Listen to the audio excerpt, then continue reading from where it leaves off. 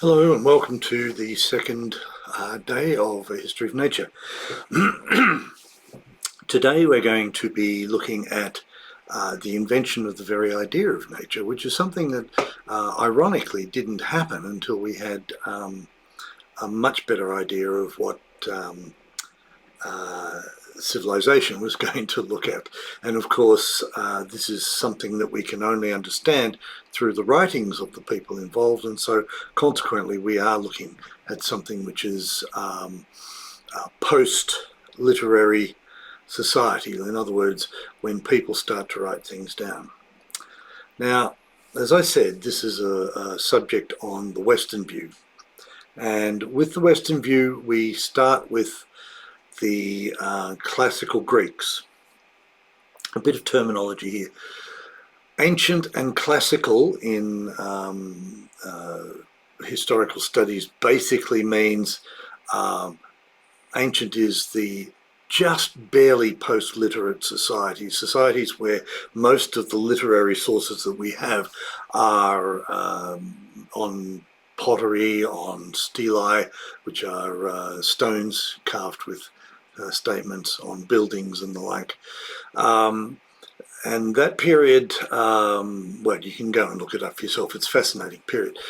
The classical Greek era is after a period in the 12th century before the Common Era, where there was something that happened in the Mediterranean, and we had a loss of trade, of literacy. Certain civilizations like the Mycenaeans collapsed and so on.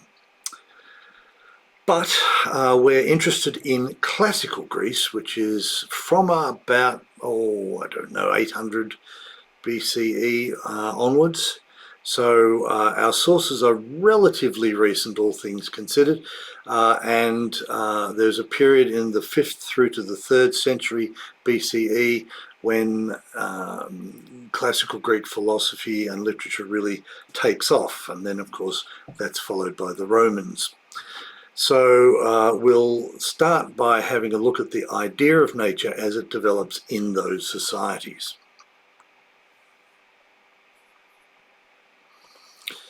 So what is nature? It's a word. It's a word from the classical era that we're talking about. And it's a word with many meanings. There's a term that linguists use called polysemy, which is a word or a term which has multiple concepts attached to it, multiple definitions and meanings. I don't propose to give a particular definition now because that's pretty much what we're going to be doing in the course, but nature is a big word. It also has numerous associations in the Western tradition and of course in other traditions. Nature versus culture. Nature is the norm, the thing that is right. Nature of humans, the question of whether human nature and the nature of other organisms is due to their sometimes called innate traits and behaviours, or whether or not they're imposed by experience and training. There's natural foods, though I'm not sure that too many foods aren't natural in some fashion or another. And of course there is the gendered view of nature as Mother Earth, Mother Nature, Gaia, and so forth. That's something that we'll start to look at very late in the course. Now, to give you an idea of how complicated nature is, there are as many as 44 different definitions in the classical era, which is classical Greece and Rome. So these are a few representations that you're going to encounter again and again, so mark them well. Now, a couple of things. Ancient Greece and Rome are not one thing. They're not even two things. For a start, Greece and Rome were quite distinct cultures and civilizations, although Roman civilization later on, particularly in the later period of the empire, was heavily indebted to the Greek influence. And there was a version of Greek called Koine Greek, or Common Greek, which was used as the trading language throughout the empire. Incidentally, that's also the form of Greek that's written in the New Testament. Now, Western civilization is something that is defined in retrospect. It is something that we attribute to the things from which the modern Western cultures are said to have been derived. I would like to point out for completeness here that Western society and culture has always relied upon Asian, Indian, African, Northern, Siberian, you name it. We've been pillaging cultures for a long time. And so to talk about Western civilization as a political act, it basically says there's something pure about the Western world. And fundamentally, there's not. The Western world, like the Eastern world and the Southern world and the New World and so on, all of these things have multiple sources and multiple attributes, and almost nothing is unique to Western civilization. So let's have a look at Greece and Rome.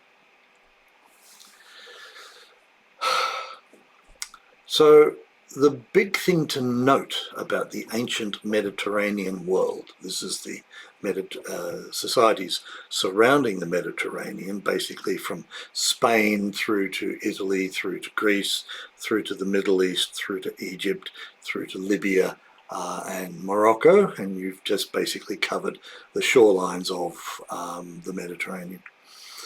One of the big things that happened here was the development of big cities. We talked about cities, Uruk and Babylon, places like that. But the big cities are the cities that exceed something on the order of about 80,000 people, 50 to 80,000 people.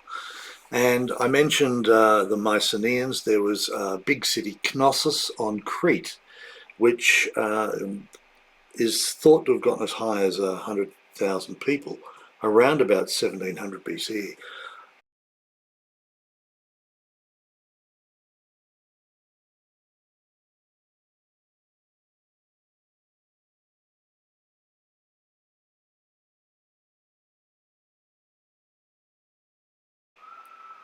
So there was a hiatus before we start to get the rebuilding of large cities. And by 400 BCE, we have Athens at 350 to 500,000 inhabitants. They weren't good census taking in the Greek world, but that's based on an understanding of what it is the remains tell us about the population density. Now, the thing to know about the Greek world is that it's better referred to as the Hellenic world. The Hellenes were a culture, they were an ethnicity. They spoke varieties of Greek, and they were scattered around the Greek archipelago, inland up to Macedon, across the water to what we now think of as Western Turkey, and they even ended up founding cities in Egypt, such as Alexandria. After Alexander the Great had died, his empire was split into two, and these were called the Seleucids, or the Ptolemies, and they maintained this for a couple of centuries until the Romans came along and basically took over. One of the places that the Ptolemies took over was what is now called Israel, what was then called Palestine, or Judea and Israel and various other ethnicities around that area. And the Jews didn't particularly enjoy the Greek dominance, and they held a revolution called the Maccabean Revolution in the 2nd century before the Common Era, and as part of that they invited the Romans to come and help them get rid of the Greeks. This is roundly regarded in hindsight as a mistake on the Jews' part. Okay, so Rome itself is fairly small until around about the 1st century of the Common Era. So it really takes over as its empire expands in the century before and the 2 centuries after the Common Era begins. By the 1st century, they had somewhere between 1 and 1.2 million people. And that's a very large city. Even today, that's a largish city. But the thing to remember about the Hellenes, to a lesser extent the Roman Empire, is that there were no nations as such. There were city-states called polis. Now, a polis was a literal grouping of the many, the poloi. It meant that anyone who was born within the walls of that city were regarded as a citizen. They had, civic duties and so forth, unless, of course, they were slaves or traders. What that gave them was a world which was highly regimented and regulated, but they also tended to control a large number of surrounding territories, politically and militarily. That meant that they were basically farming communities with large populations that could specialize in different sorts of behaviors, different sorts of lifestyles and professions. And so you would get people who became metal workers, you would get people who became tent makers, you get people who became pottery makers, and not farmers who did a little bit of metalworking or did a little bit of pottery and so on. And this is regarded as, not just in the Mediterranean but elsewhere in the world, the foundation of a complex society, a society with a division of labour within it. Now, of course, if you live within the walls of a polis, you don't encounter the natural order in your day-to-day behaviour. Even the farmers were dealing with some very regulated natural world, and as you can see with the image there, you've got a what's the word? You've got an agrarian surrounding and a port. The Greeks, the Hellenes, were very good at travelling by sea in order to trade, but also to be militarily active. They weren't the only ones. There was a group of people, we call them the Sea Peoples, from whom the Phoenicians, the Philistines, the Carthaginians and a bunch of others all derived. They were basically Semitic, and they used the sea primarily to trade, but also to take over existing cities. That's another story. So there's a brief timeline for you. You can see on the left side the Hellenic world. Now, these were multiple city-states: Athens, Sparta, of course, but don't believe comics as a source for history.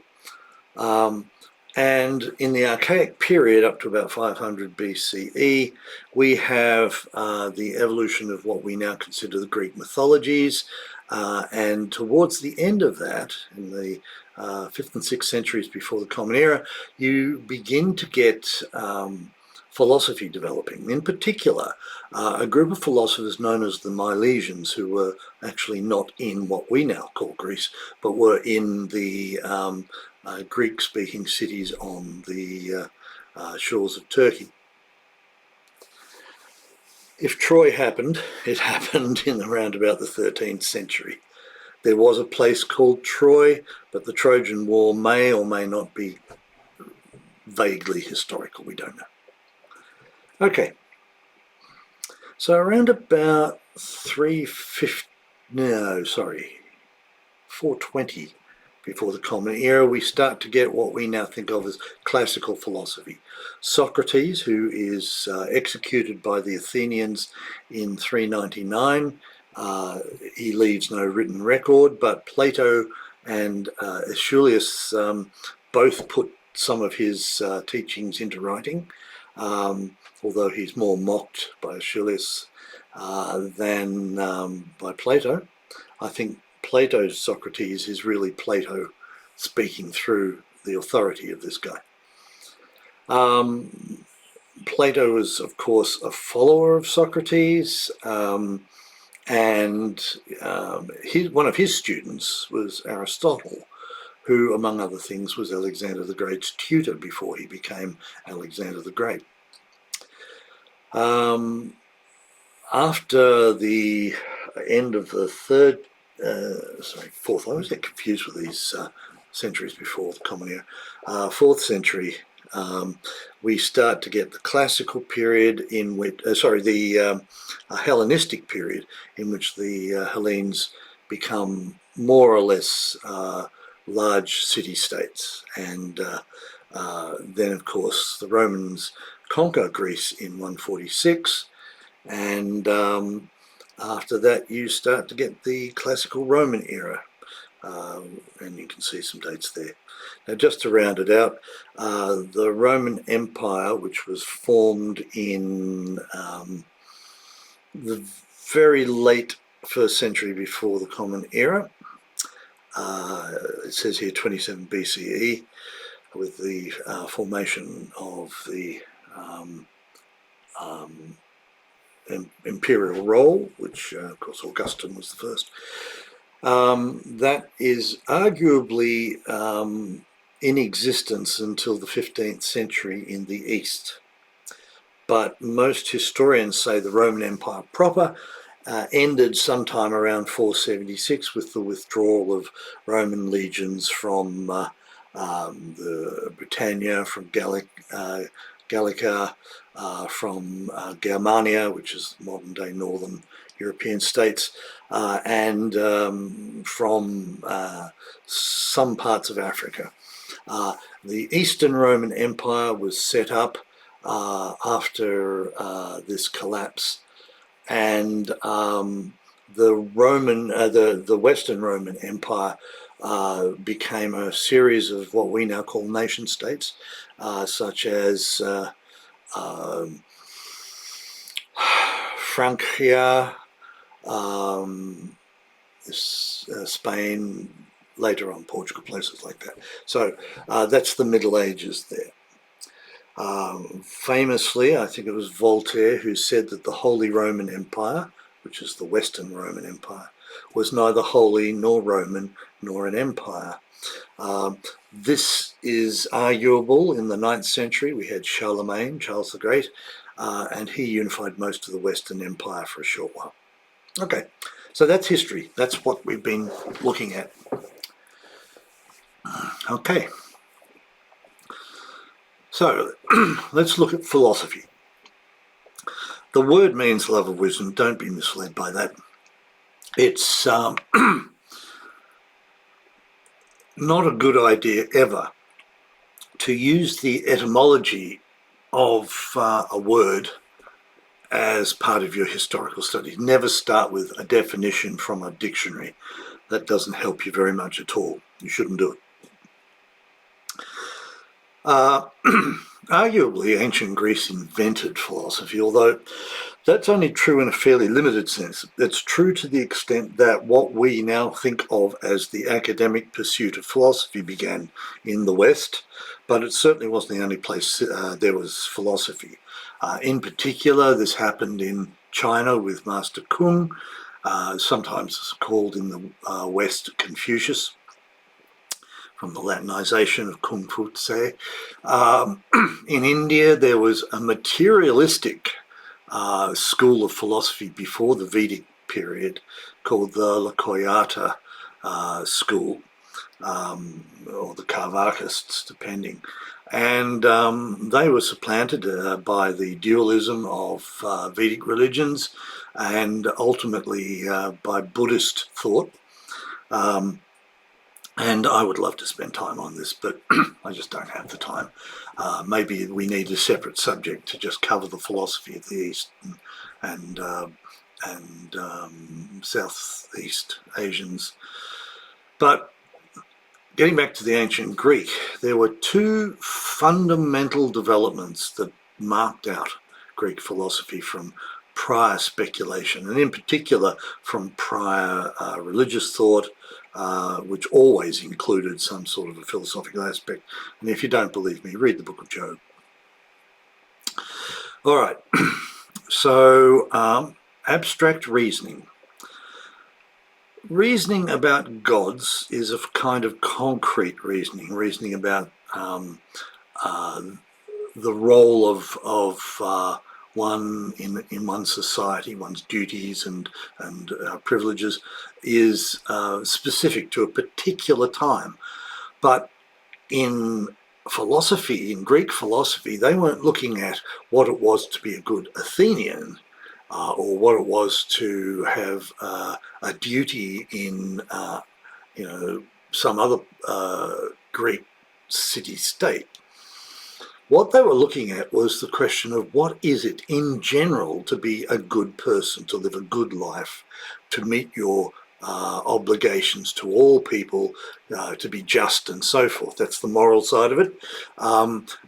Their reasoning in philosophy was very abstract. It was not tied to a particular culture, at least that's how they saw it. Now, their reasoning about nature begins with the attempt to find properties of things which are in existence independently of how you conceive of it and independently of how the gods may have made it. For example, Thales famously said that everything is composed of water.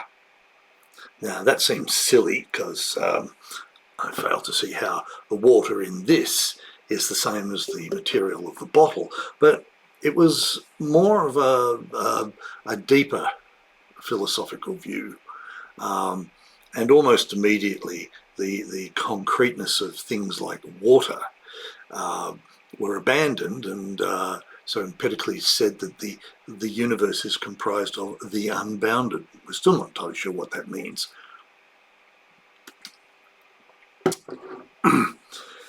So there's the abstractness of thinking about the world that we might think of as not pre-scientific, but post-scientific, in the sense that you have a science, a natural philosophy as it was called for a good many centuries in the Western tradition, which is what you can see and explain about the world. But beyond that, you've got questions of what the things that you can see and explain themselves are made of. And that's the abstract move. We call it metaphysics, ontology now. They also asked how we know what we know, whether our senses mislead us. And when asked why all this stuff was going on, their justification was that reason itself was a mark of a highly civilized and advanced human being. It was a good in and of itself. This led to the founding of Plato's Academy. Academy is a place that was open to the people in the Athenian town centre, and has come to be known as a place of learning ever since. And of course, Plato and Aristotle are our two most significant and important figures from that period. Now, Plato believed in what he came to call forms. The Greek word is idea, from which we get the modern English word idea, German word idee, and so forth. Plato's view was that only the ideas, only the forms themselves are real. Things which you can see with your senses are at best approximation of forms, but they are not the forms. Nobody can draw a perfect circle, but a drawn circle can give you an idea of what the form of a circle might be. Plato believed that the world as you could see it was corrupted and partially knowable, but the things that you could know with certainty were mathematical ideas, geometric ideas, and so forth. Now, this is a painting of the School of Athens by Raphael in the 16th century. It's very famous. We're not even sure who is who in this, but we do know that these two guys in the middle here, Plato and Aristotle, are depicted. Plato's pointing up, meaning the heavens are the best representation of knowledge because they're eternal, they don't change except to rotate in circles, which are perfect motion. Aristotle is saying, no, it's here, down here in the world. The empirical information is what gives us a knowledge of forms. So forms are always in a physical form. Right? They all have both form and substance. All right, so what's the point of all this? What does that mean? When nature is seen as an abstraction by Greek thinkers, there are a number of different ideas going on. The idea of nature, or physis, from which we get our term physics, became a central category of what they were arguing about. And let's face it, philosophy is always about arguing, right? The collective noun for a group of philosophers is a quarrel of philosophers. Aristotle's nature versus Plato's idea became the fundamental split in classical and, I would argue, in all Western thought since. In the philosophical debate, nature itself became an abstract entity as well as being that which is out there in the world where the humans aren't. In fact, I'm not even sure that's in the view they held. We'll come back. So we get different connotations of what it means, and I'll go through these one by one. I won't go through these one by one, but I will have a look at the all-pervasive aspect of it. But we also have nature as that which is perfect, that which can change or even get corrupted, which means it's not perfect, that which has a goal, that which is savage, and all of these things we'll come back to. Now, the nature is all-pervasive means nature is everything that is. It's what exists, what is real, as well as it's what every thing and person has. It's what makes them that thing or that person. So what makes me a person is that I have the nature of a human being. Aristotle gives a definition of this. I'll come to it. The original meaning of nature, of physis, was the origin. And the word nature in Latin picks that up. It means that with which things are born, what they have in virtue of their origin. So it later was changed to be the form that a thing or a person grows into, and thus the order of the world. Nature was a creative power, and it was also what had been created. Okay, so again, I have to say, the Greeks didn't all share these ideas. There were some who held one view, others held a different view. So you have to look at each individual. There's no such thing as the Greek sense of nature any more than there's such a thing as the Australian view about anything. So let's have a look at Aristotle. As I said, he's very influential. His writings were not that widely studied in the classical Greek era. They were more studied in the Roman era when they were translated into Latin. And in between Aristotle and the Roman period, there were a group of philosophers called the atomists and the Stoics.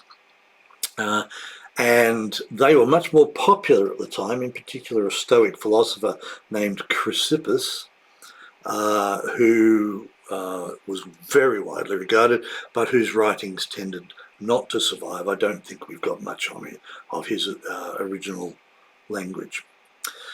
Aristotle wrote a book called The Physics, in which he talks about astronomy and meteorology, which is what we now call the weather in the atmosphere, but he had no such concept. He talked about causes, how things move, and so on. But in another book, which was put together in the early editing of Aristotle's works back in the Greek period, the Physics was followed by the second book, which was called the Metaphysics, that is, that which follows the physics. So metaphysics has been a term used to denote a certain sort of philosophical, largely undefinable process, that is, asking these abstract questions about what underlies the physical world. And here are the senses that Aristotle came up with. The senses of nature include, in one sense, the genesis of growing things. That is, what do they grow from? In another, that imminent thing from which a growing thing first begins to grow. Now, he doesn't mean a seed or an egg. He means the form that has been put onto the material provided by the parents that causes their progeny to grow up to be like them. We would call it heredity these days. But there's also another thing. Nature is the source from which the primary motion in every natural object is induced. Now, primary motion here means it moves naturally. Aristotle has both natural motion and violent or unnatural motion. So if I drop a rock, that's its natural motion. He's got an account of why that happens. If I throw a rock, that's violent motion, because I'm violating its natural motion. His fourth sense is the primary stuff, which is shapeless and unchangeable from its own potency, of which any natural object consists. Now, I'm not sure what the primary stuff is. I think it's some sort of conservation of not matter or energy exactly, because they're modern terms, but of whatever it is that makes things able to behave in the ways they do. You know, their sort of motive force. And finally, the substance of natural objects. Now, as I said, Aristotle has form and he has substance. Substance is the gunk that gets formed into the things you see around them. The properties of these things are basically the weight of the substance, the elements and the proportions of the elements that make up the substance, but the main properties of that are caused by the forms that they have. I won't go into too much detail. I think if you want to know more about this, you should do the subject from Plato to Einstein, which is a very good introduction to this whole thing. People have been writing about the Greek view of nature and the Greek view of history for a long time, and making all sorts of unwarranted and unsupported generalizations. But here we've got something that is quite common in the Greek world, that nature is perfect in and by itself. It's governed by cosmic cycles, so time is largely cyclical. We begin with day and night and the seasons, but then you get these more cosmic cycles and so forth. And therefore nature represents a perfect order, or the state the world should be in. That's a moral property. Okay, so there's a morality based on how things should be, which presumably the gods have created. This is very much like trying to find the good life, or nature as the norm. Right? If you live according to your nature, you'll have a good life. Why? Because that's how you should be. It also represents a harmony, the idea that nature, left to itself, is harmonious. But that's not the only view. As I said, Aristotle thought that it could be corruptible. That's a way of saying things can change and rot. Things that are perfect don't change. They can't get any more perfect. But things that are dead, which are no longer even close to being what they are supposed to be, they rot. They become corrupted. And this is also tied into the idea that outside agents, and particularly human beings, can cause corruption. But there is a certain amount of corruption just built in to living on our planet. By the way, none of these people believed that the Earth was flat. There was one very early Greek philosopher who believed it was a cylinder, but pretty much everybody else knew that the Earth was round. And Eratosthenes in the 2nd century CE, he managed to measure it within 10%. They had a good idea of how the world was. They weren't stupid. Alrighty, so let's have a look at the gods. They're basically comic book superheroes. The difference being the Greeks didn't have comic books, they had Hesiod and various other people writing Greek mythologies. The gods were strongly anthropomorphized, that is, they were seen as like human beings, only immortal and with some superpowers. Ironically, the early Romans had a view that wasn't too different from the Japanese Shinto religion, in that they had these abstract deities, the noumena. And the noumena accounted for the way nature behaved. And they behaved according to their natures. But very, very quickly, they started to acquire anthropomorphic gods. So these gods were living in the natural world, but they're not part of it. And they constantly intervened in nature. Zeus was constantly becoming some sort of an animal and having sex with a human woman, whose progeny tended to be demigods like Heracles in Greek, Hercules in Latin, Hera, the mother of the gods, Zeus, father of the gods, all intervened in human affairs. So yes, they're very, very much like superheroes, and it doesn't surprise me in the slightest that the modern mythologies of Marvel Comics and DC Comics and what have you introduce gods all the time. That's not what we're talking about today. So, one thing I'd like to point out, I'm trying to keep this under the 50 minutes so we can have a break at the right time, but if we can't, I'll simply stop the lecture and then pick it up 10 minutes later. So, culture, what does that mean? This is another term that anthropologists, sociologists and the like, historians, find incredibly hard to define. Not unlike nature in that it is defined as that which is worked out of nature. So nature culture is basically a dichotomy. It's a fundamental distinction, and culture, of course, means that which is worked, which is what cultus originally meant, work done on or care taken of something, particularly land, from which we get agriculture and horticulture and similar sorts of terms.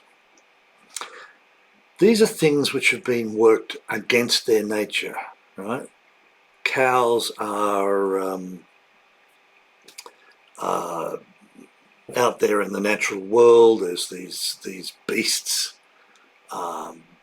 Pigs are out there as boars, but when they've been domesticated, which literally means brought into the home or the hearth, they are changed, and they require caring and use. Now, cult is something that means religious labour for a specific deity. Cult of of Apollo in the Iliad, or the cult of Diana, or the cult of Zeus, or whatever. And the cultivation of land, meaning agriculture, is the task of a civilization, that is, a city-based society. Now, this was not loved uniquely. Hesiod, there's a reading of Hesiod, and I'd like you to read him, if only to try and figure out how it is that he sets up his view of nature. I've got a few points here. He's very much one of those people who believes in a golden age in the past. There was a golden race of mortal men during the time of the Titans, particularly Kronos, also known as time. And these humans lived like gods. They didn't have to work hard, they didn't have trouble, they didn't have a bad old age, they had good deaths, they were healthy until they died, and the natural world gave them food. They didn't have to work for the food. You can't help but read this and think of hunter-gathering in a sense. It's like a sort of cultural memory of being hunter-gatherers, even though by this stage they've been farmers for a good 5,000 years or more. All right. We're looking at the modern world in Hesiod's theogony, which is the birth of the gods. Human beings have gone from being a golden race to an iron race. Now, gold is the noble metal, it cannot be corrupted, and etc. Iron is the hard metal, but it rusts. Right? We never rest from labour and sorrow by day. Can't think of a better way to describe a farming life, to be honest. And from perishing by night, the gods shall lay trouble upon them, notwithstanding even these shall have some good mingled in with their evils. So they're a morally mixed group. In the Lucretius reading, which is quite some time later, I mean, Lucretius is channeling Epicurus, a Greek philosopher of around the time of Plato and Aristotle, and is our only major source for Epicurus. But in Lucretius's view, things have always been hard, and struggle is a constant.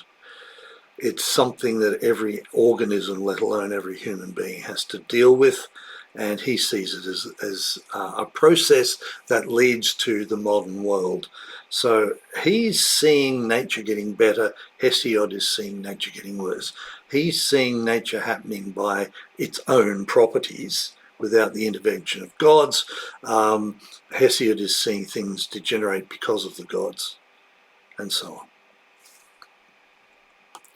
So we've got this distinction between the ideal world and the present world. Nature is regarded as something which has a purpose, as a teleologically induced process. Acorns become oaks because that is their purpose. Some humans rule because that is their nature. And it becomes a guideline for human agency. Now, any of you who've studied any ethics know of the is-ought problem. No number of sentences which give you facts is going to tell you what you should do with those facts. Morality does not come out of a natural science. Now that's a modern problem. At the time, because nature is regarded as perfect, it's seen as something that statements of fact, even if they're wrong in our terms, statements of facts do tell you what you should do to live a good life, and thus to fulfill your nature. Now, I said I'd talk about the natural order. Aristotle has 3 souls. That is to say, he believes in 3 motivating forces in every organism that has them. There's one, which is the vegetative soul, which plants have: nutrition, growth, and reproduction. Stones have none of these things, as you can see on the left of that woodcut. Plants, a tree shown here, have one of these things, but they don't have senses and they can't move, so they're not sensitive souls. This is, I hesitate to remind you, but this is Aristotle's view. Okay, we have our own views today. The third soul is the rational soul. Remember, I said reason was seen as a good. It was seen as a perfection. Only humans have a rational soul.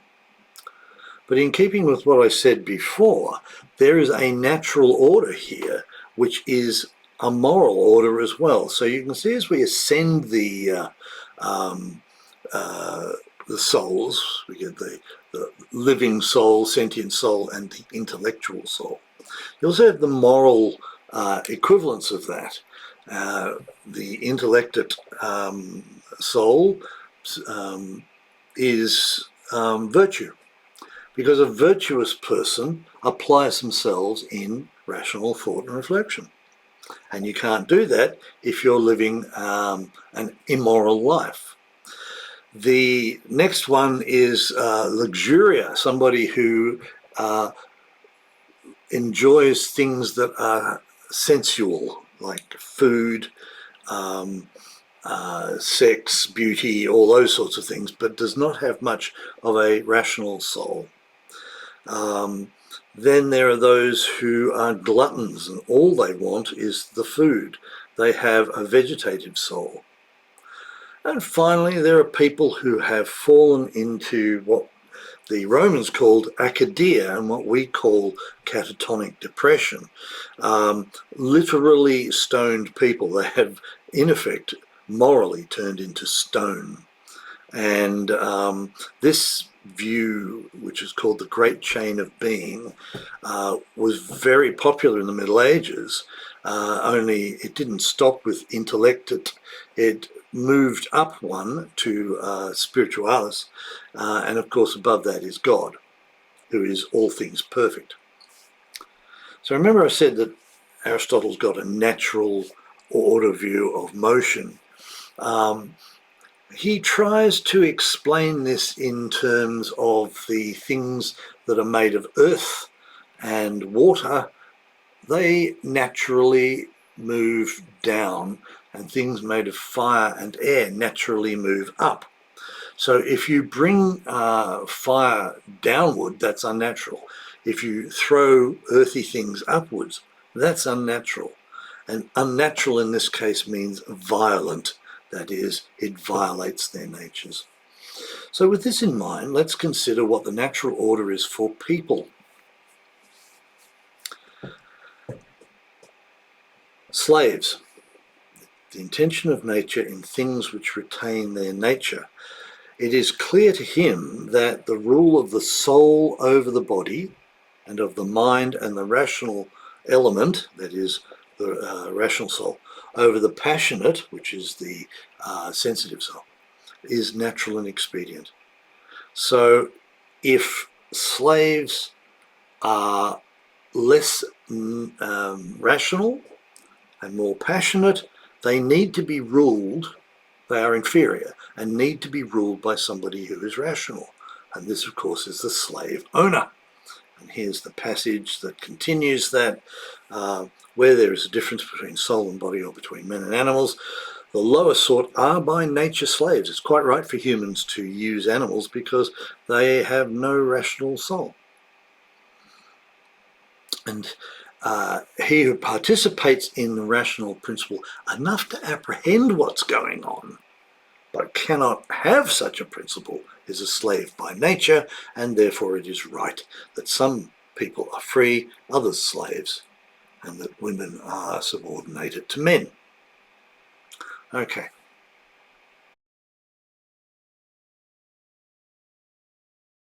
So the Roman view owes a lot to all of this, and they did have a broadly similar view across Rome, although there were those who didn't. There's a rationale for the natural order, including slavery and patriarchy. They were looking to return to a perfect state, a golden age. Nature is cyclical, so we'll have a sort of a great return back to that. And this means that you can regenerate the natural world by leaving things. Okay, so let us talk about how the Romans in particular saw the state of nature. There was a lot of land throughout Europe at the time that had not been cultivated. Wastelands, of course, but also forests and steppes and so forth. Now, they had an important economic function. They were used for wood supply, obviously, all those fairy tales about the woodsman. They were used for hunting. This was often something that only the upper classes could do, but by the same token, the upper classes tended to be the literary classes, so we have their views on that. Well, fruit picking for things such as blackberries and so forth. There was a cycle of wasteland in ancient Rome. Lands would be left as wasteland and then taken over, exploited, and then left. But I think the point to understand here is that wasteland is not considered by the classicals as wilderness. Moreover, wilderness is not an ideal state. Wilderness at this time is regarded as basically mysterious or unused and unimportant, because for them, humans had to be a part of an ideal nature. And if it didn't have humans, then it wasn't ideal. So, the environmental issues of the ancient world were rather different to ours. For a start, city-states relied very heavily on the environment surrounding them for water, wood and food. And very often that was over exploited, leading to deforestation, leading to a loss of water or freshwater sources, particularly the loss of groundwater in hills, because the trees largely kept it in the hills, and that allowed springs to work. They also needed environmental resources for city planning and so forth. So the Romans, as they expanded into the rest of Europe and Africa, North Africa, they would lay waste to large tracts of land in search of appropriate wood, in search of animals to use for both entertainment and as food, and so on and so forth. I'm going to skip over Roman writings on nature. And this led to deforestation. Now, a couple of historians, our friend J. Donald Hughes, and I cannot read that. Anyway, have written about the nature of the Mediterranean environment. One thing I think I should point out is that right up until this period, the vast bulk of Europe was covered in large forests. That is to say, they were regarded as wildernesses in which some peoples might live, but they were not urbanized. One thing more than any other deforested the Mediterranean, and that was the introduction of goats. Goats would kill saplings, and this would lead to grasslands and denudation of the soils, and you would end up with rocky environments such as we see today in places like Greece and the Middle East. So to conclude this first lecture, a little bit late, Greek and Roman ideas are the foundation for our modern views. Nature is a central category for their thinking about everything, and the natural order was seen as a rationale for human agency. All right, I probably could have fitted that into the first one, but I wasn't sure. So in our second part, part 2 of day 2, we're going to talk about sacred nature. There's a reason for this. I'm going to get to a particular account of European environmental degradation due to what's sometimes called the desacralization of nature. So most societies have some sacred parts of nature. They're very often tied up with shrines, with associations with deities, trees that are sacred to... I didn't get that. Could you try again? Thank you very much, Siri. I didn't want you to do that. Associations with gods, with trees sacred to gods or spirits, and so on. There is a broader tradition called the World Tree Tradition. Now this, famously, if you're a Marvel Comics fan, you've got the Norse interpretation of the world tree from which Odin hung, called Yggdrasil, and it connects various realms together. Now, I don't know how significant this tree is. It just strikes me as something of a metaphor rather than a particular view of real trees. As far as I know, there were no sacred trees in the Norse tradition. However, there was a group of late Roman Stoics who had a view of the nature which is very similar to some of the views that we have today, and in fact is in all probability the source of those modern views. So Marcus Aurelius was an emperor. If you saw, what's it called, that thing with Russell Crowe in it, Gladiator, then you'll know Marcus Aurelius. He was Emperor of Rome from 161 to 180 in the modern era, and he wrote a book called The Meditations. I've got a rather lovely little copy of it from the 19th century stashed around here somewhere. I have no idea where it got to. So I'm going to read this. Constantly regard the universe as one living being, having one substance and one soul, and observe how all things have reference to one perception, the perception of this one living being, and how all things act with one movement, and how all things are the cooperating causes of all things which exist. Observe, too, the continuous spinning of the thread and the contexture of the web. And in another one he says, all things are changing, and thou thyself art in continuous mutation, and in a manner in continuous destruction, and the whole universe too. Now, this is sometimes called the microcosm-macrocosm view of nature, the idea that the universe is like a human body. It has a rational element. and it has actors and organs and so forth. And therefore, we should regard it as a living being the way we regard ourselves as a living being.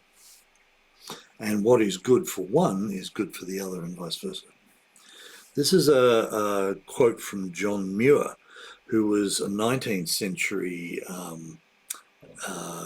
environmentalist and founded the Sierra Club. He writes, "The battle we have fought and are still fighting for the forests is part of the external conflict between right and wrong, and we cannot expect to see the end of it. So we must count on watching and striving for these trees and always be glad to find anything so surely good and noble to strive for." And with regards to the damming of a valley called the Hetch Hetchy in California in the early 20th century as a water source for Los Angeles, he argued strongly against it and lost. But look at the terms in which he describes it. These temple destroyers, devotees of ravaging commercialism, seem to have a perfect contempt for nature, and instead of lifting their eyes to the god of the mountains, lift them to the almighty dollar. Damn Hetch Hetchy, as well damn for water tanks, the people's cathedrals and churches, for no holier temple has ever been consecrated by the heart of man. Here is a famous painting of the Hetch Hetchy, and in particular, it's seen as an Arcadian vision.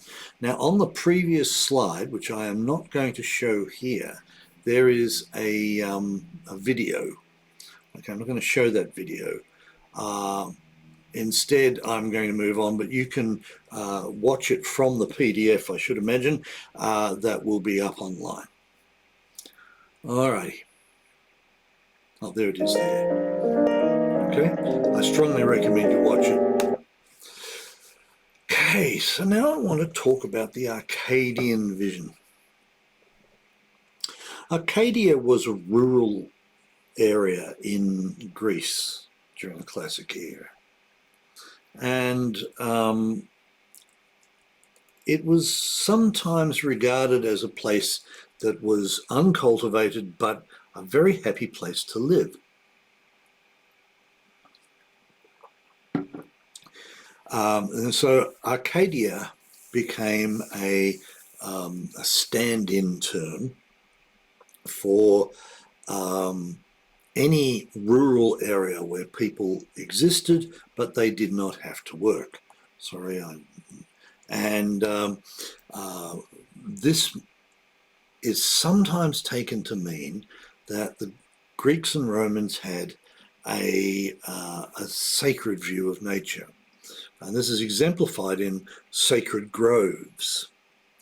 Now, they did have sacred groves, and there's no doubt about that. Sometimes they were small, and sometimes they were large. And when I come to talk about the White Thesis in a few minutes, you'll see that a lot is made of this sacred nature by those who think that the modern world is somehow over-exploitative.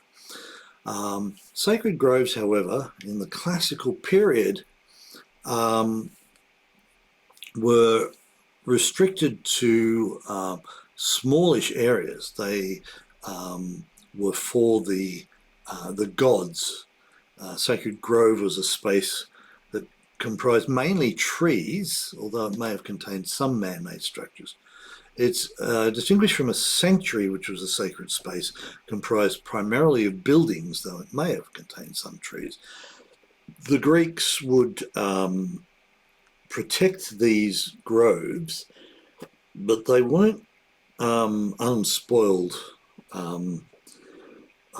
wilderness. They were, in fact, highly managed areas, primarily used for religious reasons, such as rituals, etc. They had a local deity or a spirit, in Latin, a genius loci, but they didn't necessarily have to have an image or an idol or even a temple. They would be very much just some small spot, some shrine at which people could pray and make devotion. Now, Greek groves tended to have a low diversity of trees. They usually had only 1 or 2 species at each grove. They were usually ash, cypress, oak, plane trees, sometimes fruit trees and olive trees. They were the species of trees that were regarded as important to dryads and nymphs and gods and local spirits and so forth. They were usually bounded with walls, stone walls. They often included temples, shrines and statues. And the trees were venerated once a tree had died, but in general biota was preserved, which meant, of course, that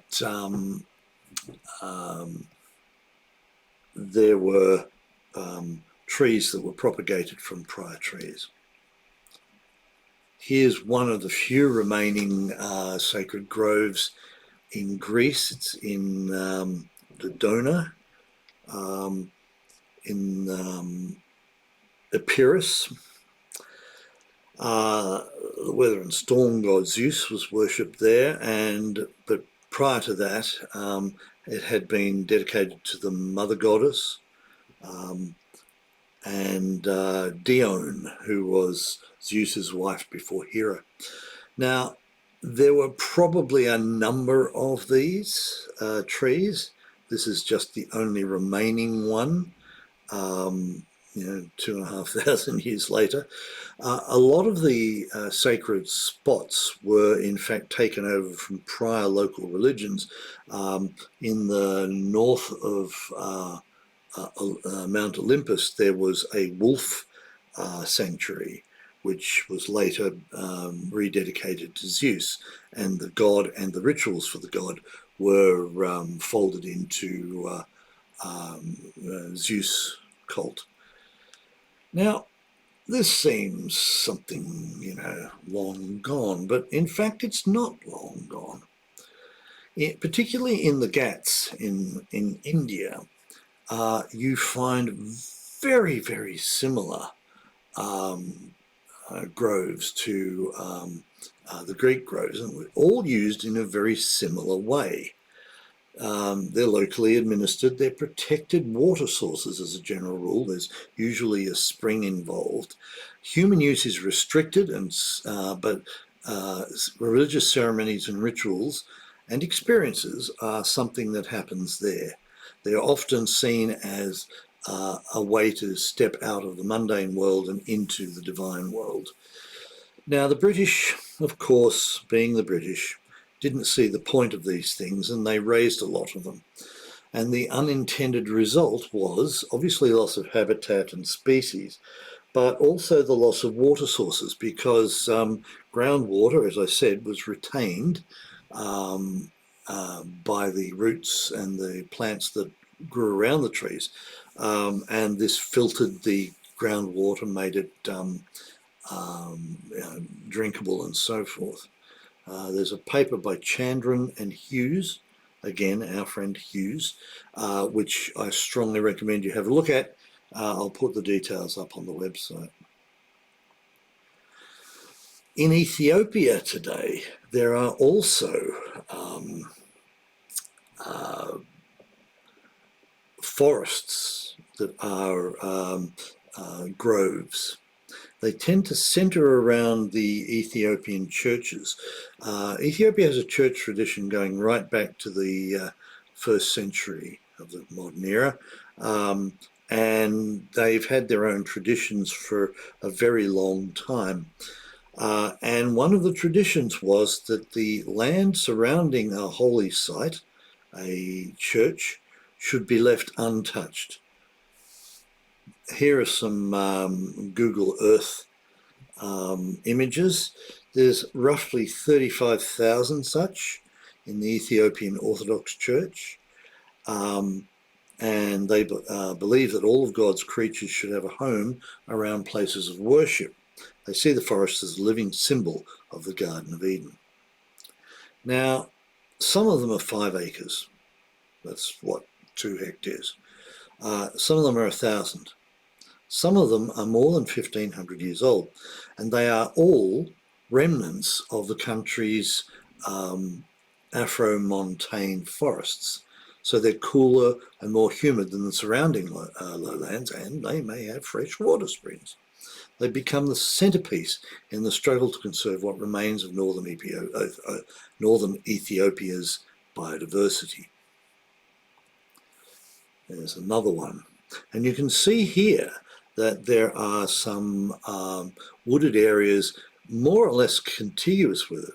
This allows animals to migrate without having to cross over the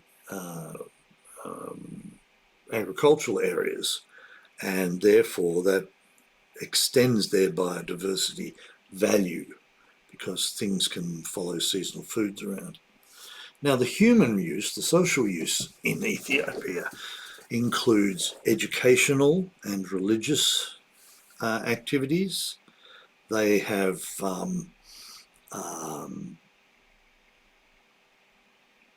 been used for timber and cattle and seedlings, and they till around the forest edges of moving things a little bit further in. So recently there's an attempt to preserve these, which is done in part by the locals and in part by people who are coming into the African into the Ethiopian environment. California Academy of Sciences ecologist Meg Lohman on the right there, and the local forest ecologist Alemayehu Wasi have formed an unconventional partnership with the local churches to protect the biodiversity of the country's forests. Now, this is absolutely crucial because unless the churches and their members believe they're stewards of God's creatures, they will not protect these things, okay? They're important because they are the only natural seed source for native Ethiopian plants. They're home to birds and insects that play an essential role in spreading pollen across the countryside, and therefore obviously allowing crops to grow, and they often contain freshwater springs. So water seems to be a theme here. Okay. Now, you can watch a video of this. Again, quite a good little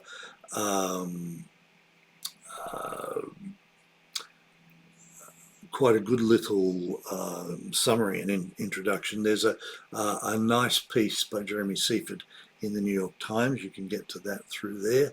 But I just want to foreshadow what I'm going to talk about in a little bit, because you might be wondering, why are we talking about all this? What's it got to do with us? Well, the answer is that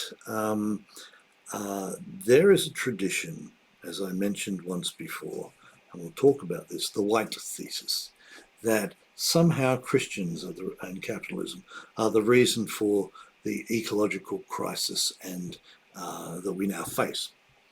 Now, I'm not saying that's wrong, but it needs to be a little bit more nuanced, because if there really were a sacred view of nature throughout the whole society, you would expect that the groves would be much larger, much better protected, and so on. But in fact, it seems this doesn't tend to happen. So that does call into question the whole thesis about more traditional societies, more mystical societies, having a particular view of nature. I'm going to stop there. We can have a discussion. Please join in, and if not in this session, in your tute. I think it's the next lecture, day 3, where we'll talk about the white thesis. Thank you very much.